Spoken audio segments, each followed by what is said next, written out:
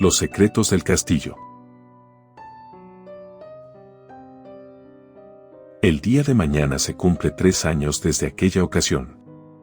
Estoy seguro de que mi viaje a los bosques de Finlandia fue la peor decisión que pude haber tomado en mi vida, pero, ¿cómo iba a saberlo? ¿Cómo yo o mis amigos podríamos predecir lo que encontraríamos, y sobre todo, lo que yo perdería en ese viaje? Es algo de naturaleza impredecible, como un accidente. Ni siquiera tuve uno de esos malos presentimientos que dicen se presencian en víspera de una tragedia. Lo que hacíamos era peligroso, claro, pero nunca creía posible tal dimensión en el precio a pagar por mi curiosidad. Desde que volví a casa, mi vida no es la misma y no sé si podrá volver a la normalidad. Pero en definitiva, nunca veo la oscuridad de la misma manera. Un pasillo en tinieblas me hace saltar las alarmas, y no puedo permanecer demasiado tiempo en un lugar silencioso y oscuro, pues duermo con las luces encendidas. Sé que parece una exageración e incluso una ridiculez, pero la última vez que intenté conciliar el sueño en un lugar sin luz, sentía como algo me acechaba desde las esquinas de mi habitación.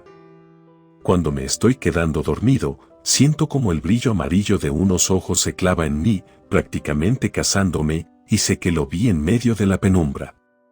Y como también sé que aquello que había en ese bosque sigue aquí. De alguna manera me siguió y ahora me persigue, buscando un momento de soledad y oscuridad. Pero no se lo voy a dar nunca más, pues no le daré la oportunidad de que me encuentre.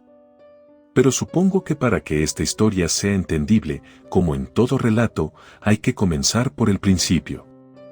Mis amigos Carlos, Martín y yo habíamos estado planeando un viaje a los bosques de Finlandia. Estuvimos ahorrando varios meses, conseguimos todo, hicimos las maletas y pasaportes en mano, fuimos al aeropuerto internacional de la capital de nuestro país. La emoción por cruzar el Atlántico y conocer un lugar inhóspito para nosotros era enorme. Éramos turistas que se dirigían a una aventura nueva y desconocida. Además, Finlandia es un país de primer mundo, seguro y hermoso. No había nada de qué preocuparse, todo estaba puesto para poder tener una grata experiencia y pasar días inolvidables. Lamentablemente, nuestro tiempo ahí se hizo inolvidable por razones indeseadas.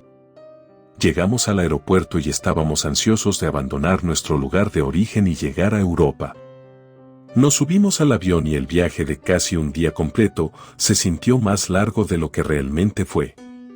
Nuestros primeros pasos por las calles finlandesas, las veredas y caminos eran casi hipnotizantes. El aire se respiraba diferente, era más puro, más limpio, y de alguna manera era como si fuera más fácil de inhalar y exhalar. Llegamos a la cabaña donde nos hospedaríamos, el lugar era sumamente acogedor, era como un sitio donde bien se podrían grabar escenas para una película de magos. Habíamos llegado ya caída la noche, aún así, después de desempacar y acomodarnos cada quien en su cuarto, nos reunimos en el comedor de la cabaña para planear el recorrido que haríamos el día siguiente. Iríamos colina abajo hacia el pueblo que quedaba a unos 4 kilómetros, y haríamos un recorrido por las calles de dicho poblado. Luego, pensamos en pasar a un restaurante muy conocido y recomendado por los locales, donde dicen servir una cerveza de vainilla con 7.5 grados de alcohol. Esta era la parte que más le interesaba del viaje a Martín. Pero después del recorrido al pueblo, en la tarde, cuando el cielo es más claro, y aún faltan unas horas para que cayera el velo color naranja del atardecer, que cubre indiscriminadamente cada rincón del horizonte, iríamos al lugar que con ansias, que hace meses queríamos visitar, y que era el motivo principal del viaje, las ruinas de un viejo castillo abandonado, que estuvo habitado por última vez hace más de 400 años. Y donde afirman, tanto locales como foráneos, ser un lugar lleno de secretos y misterios, pues había una familia europea que era conocida por practicar la brujería. Las leyendas cuentan que el conde Häkkinen se habría mudado a dicho lugar, a un castillo en la cima de una colina para esconderse de los inquisidores que lo buscaban a él y a su familia por tener prácticas ocultistas. Mencionaban también que el conde empezó a enloquecer con el tiempo. Nada ni nadie, en kilómetros a la redonda se acercaba al castillo, pues el temor que le tenían a la familia de brujos era tal, que pasaron años para que los encontraran. Cuando la orden inquisitoria llegó al castillo, afirmaban las personas haber encontrado los huesos de la señora y el señor Haikinen colgados, adornando las paredes. Pues las 4 hijas de la pareja, se rumoraba, habrían acabado con la vida de sus padres, cometiendo actos caníbales en señal de adoración a una deidad oscura. Después, las hijas de la temida pareja finlandesa fueron quemadas en hogueras entre los años 1620 y 1623. El acceso a las ruinas del castillo, en lo alto de la ladera norte del poblado, estaba cerrado y clausurado para el público en general. Pues el peligro de derrumbe, los huecos en el suelo y los animales venenosos que pueden circular por ahí, hacían de dicho sitio un lugar no apto para el turismo de propios y extraños al folclor de la localidad. Es por eso que ni Martín, ni Carlos, ni yo le mencionamos absolutamente nada a nadie sobre el verdadero propósito de nuestro viaje. Es por eso que rentamos el Airbnb más cercano a la ladera norte, lejos del pueblo y a unos escasos 10 kilómetros del castillo Haikinen. El pueblo donde estábamos a mediodía, el que se encontraba a 14 kilómetros del castillo, era un lugar muy similar a Kauniainen, pero mucho más pequeño, con apenas unos 30.000 habitantes. Para tales personas, el tener cerca de ellos un lugar histórico como la Casa Haikinen no era motivo de orgullo, ni mucho menos, pues en realidad, todo tópico relacionado a esta familia era prácticamente un tabú. Nosotros no hablábamos el idioma, la comunicación que teníamos era totalmente mediante el traductor de los celulares, que portábamos siempre con conexión a Internet, para no quedarnos sin la posibilidad de comunicarnos. Llegamos al conocido restaurante de las cervezas de vainilla, la gente reía y hablaba. Era un ambiente amigable, agradable, suave y cálido. Las personas que estaban sentadas enseguida de nosotros empezaron a platicarnos cosas de la localidad, recomendándonos tiendas de souvenirs, lugares como el lago al este del pueblo o el observatorio que abre sus puertas de noche. Nosotros escuchábamos atentamente, pero los 3 sabíamos que esos destinos podían esperar y los visitaríamos si nos quedaba tiempo disponible. Nuestro objetivo desde un inicio era el castillo abandonado, pero claro, los locales no podían ni debían saber que iríamos ahí, pues nos podíamos meter en un buen problema. Pasados 30 minutos, y después de casi 2 tarros completos de la cerveza de vainilla, la risa se nos salía con mayor facilidad. Martín era el más platicador de los 3, y en un momento de la conversación, mencionó las palabras, el castillo embrujado. Lo cual no tenía importancia, pues los que estaban a nuestro alrededor no entendían el español. Sin embargo, hubo un hombre mayor, que después de eso, se nos quedaba viendo con demasiada atención, incluso parecía una de esas miradas que le echas a una persona, que piensas podría hacerte daño en cualquier momento. Carlos y Martín no lo notaban, y no quería decirles, pues sabía que iban a voltear a ver a aquel hombre al unísono, y lo alertarían. Supuse que no era nada malo, y que solamente era un señor que veía extraño a unos turistas un tanto escandalosos. Minutos después, tuve que ir al baño, y ahí me encontré al hombre de mirada desconfiada, de barba y cabellos largos y grises, y un semblante acabado. Entonces descubrí el motivo de su peculiar atención hacia nosotros.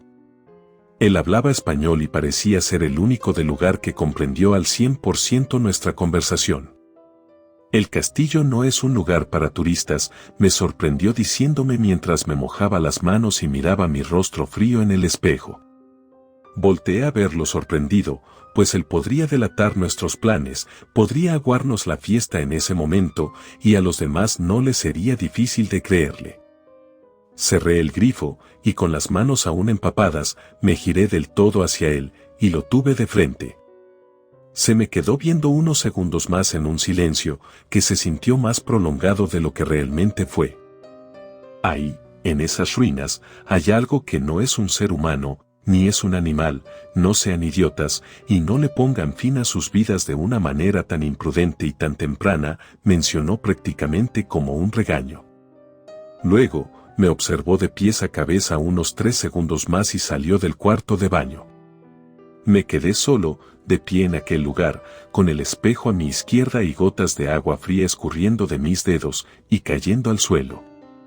En mi rostro, un bosquejo de sonrisa apareció, pues lejos de asustarme, la advertencia de ese hombre me resultó en una inyección de emoción. Pues si los rumores, el respeto y la precaución que le tienen los locales al castillo son de ese tamaño, entonces sabía que ese viaje de miles de kilómetros no sería en vano, tampoco sería una decepción. Qué estúpido estaba haciendo. Salimos del bar, pero aún era demasiado temprano, pues queríamos emprender el camino en la tarde y estar en el castillo desde la madrugada, y acampar unas horas y volver a la cabaña al día siguiente. Por lo que volvimos a nuestro lugar de hospedaje y dormimos un rato. Salimos a las 5 de la tarde y empezamos a recorrer el sendero. 10 kilómetros de una ladera verde y llena de árboles nos esperaban. El camino sería pesado, pero nuestra hambre de aventuras era mayor a cualquier prueba física por más ardua que sea. A medio camino, Carlos se dio cuenta de algo. Señaló con su mano un árbol de tronco grueso y hojas altas. Había algo compuesto por un cúmulo de ramas, las cuales se unían por pedazos de tela. Las ramas enmarañadas hacían la forma de un objeto parecido a un muñeco de unos 20 centímetros, el cual colgaba del árbol en el camino. Era obvio que alguien había dejado eso ahí a propósito. Pensamos que podrían ser cosas que deja la gente que camina por ahí, los guardabosques que no permiten que los incautos avancen más. Pero no tenía sentido, ¿por qué poner eso en lugar de un letrero de advertencia? Carlos dijo que había visto un par de esas figuras algunos metros atrás.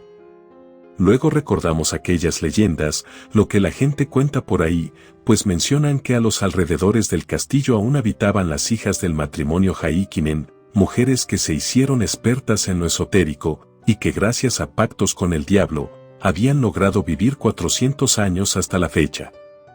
Claro que los tres coincidíamos en que aquello era algo puesto ahí a propósito, por personas que desean ahuyentar a los curiosos. Nosotros éramos esos curiosos, y sí, imprudentes también, pero no éramos tontos. Los tres portábamos celulares cargados al 100%, además de una batería externa que le daba más horas de vida al dispositivo móvil. Teníamos un GPS que nos indicaba nuestra posición, y el acceso al número de emergencias, el cual esperábamos no usar. Pues de ser totalmente necesario, nos meteríamos en un buen lío. Faltando 2 kilómetros para llegar al castillo, pude persuadir varias cosas. No sabía si era el poder de la sugestión o si realmente estábamos empezando a ser acechados por personas que se escondían y se asomaban en lo alto, entre la copa de los árboles. Pues, por el rabillo de los ojos, podía distinguir siluetas altas, sombras que se movían de manera sobrenatural en el corazón del bosque. No comenté nada, pues aquello empezaba a ponerme nervioso y no quería causar pánico en uno o mis dos amigos. Temía que uno de ellos se echara para atrás justo antes de llegar al tan ansiado destino. Temía por no ver el castillo con mis propios ojos y quedarme tan cerca, pero tan lejos de esa experiencia. Por lo cual, decidí guardar silencio. Después de unos minutos más de caminata, por fin habíamos llegado al lugar. El castillo en ruinas se levantaba de manera imponente, inerte entre el bosque. Las ramas oscuras terminaban de pincelar la macabra postal y nuestra impresión fue la misma. La emoción llegó a su cúspide en ese preciso momento. La noche había caído, y era difícil ver lo que se encontraba a largas distancias, pero las linternas nos permitían adaptarnos y ver entre la penumbra nocturna. Lo primero que hicimos fue dejar nuestras cosas a un costado de las ruinas y entrar al castillo, lento y con cautela. Con el cuidado suficiente para no pisar madera podrida o un hueco en el suelo. Sin embargo, el castillo se veía más deteriorado de lo que mostraban las fotos. Las grises y monótonas paredes delataban los siglos de la vetusta estructura de concreto, con incrustaciones de madera fina, la cual ahora estaba vieja y podrida. Carlos grababa todo el tiempo y se dio cuenta de repente de que su celular dejó de tener señal y el GPS no respondía. En ese momento, nos dimos cuenta verdaderamente de lo alejados que estábamos de cualquier lugar habitado. Hubo algo de temor entre los tres, al darnos cuenta de que la señal de los otros dos celulares se fue también. Y aún más, el hecho de saber que en caso de ocurrido un accidente, tendríamos que arreglárnoslas por nosotros mismos. El camino que recorrido era totalmente laberíntico. No había un sendero o un camino entre los árboles, ni claros, ni siquiera una delgada línea de tierra descubierta que nos hiciera saber qué camino tomar de regreso. La ventaja era que tomamos precauciones ante eso y Martín fue marcando la base de los árboles con un spray de pintura fosforescente, la cual se borraría al cabo de unos días. Eso nos ayudaría en caso de perdernos. Seguimos recorriendo el castillo. Yo seguía con la sensación de acecho constante, pero continué callado al respecto. En el cuarto piso de la ruina, vimos algo que nos heló la sangre, al igual que nos llenó de un miedo mezclado con adrenalina. En medio de un amplio salón, el cual se veía menos viejo que el resto del castillo, había restos de cera de velas, manchas rojas en el suelo, y cadáveres, esqueletos de distintos animales. Era obvio que el lugar fue utilizado en el pasado para realizar alguna especie de rito. Una ráfaga de viento entró por una de las ventanas que daban al exterior, y al filtrarse el aire, hubo un sonido que hizo que los vellos de todo mi cuerpo se hicieran como erizos, un sonido muy parecido al grito de una mujer. ¿Qué fue eso?, pregunté lleno de pánico. Respiré hondo y calmé mis nervios, pero me era inevitable exaltarme por cualquier estímulo en tal lugar, pues el tétrico ambiente en ese cuarto en especial, propio de una misa negra, me calaba hasta los huesos. Salimos del castillo 1 hora y media después de haber entrado, y montamos las casas de campaña en la parte más plana de la cima de la ladera. Luego, calentamos sopa, tomamos café, y después de hablar más sobre lo que estábamos sintiendo en ese lugar, nos fuimos a dormir. Me despertó el mismo sonido de antes, ese aullido de mujer que Martín me había asegurado que solamente era el viento, esta vez mucho más cerca. En eso observé mi teléfono, y estaba muerto por completo. Lo conecté a la batería externa y no sucedió nada, siendo que la última vez que lo revisé tenía un 85% de batería. Vi la hora en mi reloj de pulso, eran las 3:33 de la madrugada. Intenté conciliar el sueño nuevamente, pero una vez más, el mismo grito agudo se dejó escuchar. Fue así cuando salí de mi casa de campaña y me percaté de que el cierre de las casas de Carlos y de Martín estaban abiertas. Ninguno de los dos se encontraba dentro de su lugar para dormir. Pensé que habían ido a orinar, pero se tardaron mucho. Caminé un poco hacia el costado del castillo, y me tuve que detener en seco, de hecho, lo hice sin darme cuenta. Por la ventana del cuarto piso, se veía una luz prendida. Había alguien ahí dentro, en el perturbador cuarto de las velas derretidas, manchas rojas y esqueletos de animales. Pensé en que Carlos y Martín habían ido a seguir curioseando, pero no entendía por qué en medio de la madrugada, y por qué no me habían avisado nada. En eso tomé mi linterna, y me abrí camino hasta el cuarto piso. Al llegar y empujar la amplia puerta de madera, descubrí la escena más hórrida y descarnada que haya visto nunca. Una fotografía que se va a quedar grabada en mi mente hasta el final de mis días.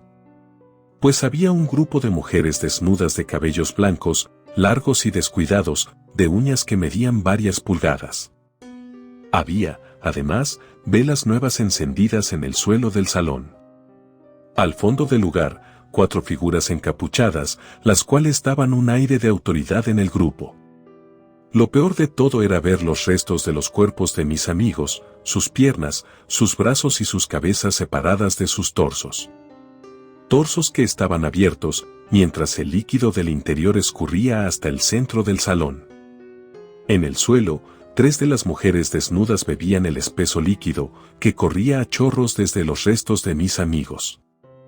En cuanto empujé la puerta, sin darme cuenta aún de lo que pasaba dentro del lugar, fui detectado. Las cabezas de aquellas mujeres voltearon a verme al unísono.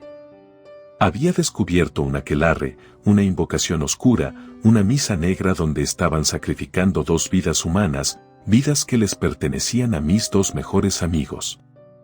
En eso las brujas me gruñeron e inmediatamente caminaron hacia mí. Yo me congelé durante unos segundos, pero después puse los pies en polvorosa despavoridamente. Los siseos, chillidos y aullidos de las brujas se sentían a escasos metros. Corría de forma tan desesperada que mi cuerpo parecía estar buscando la salida de manera automática. Una de las brujas, que estaba desnuda, corría como un animal en 4 patas, lo que la hacía más veloz que el resto. Puedo asegurar que vi a algunas otras gatear por las paredes y reptar por los techos. No eran seres humanos. Eran algo con apariencia similar a una persona, pero puedo jurar por mi vida que aquello no era natural. Después de un frenético recorrido hacia los pisos inferiores, estuve a punto de ser alcanzado por la bruja más rápida, la que corría como un perro. Pero lo viejo del castillo coincidió a mi favor.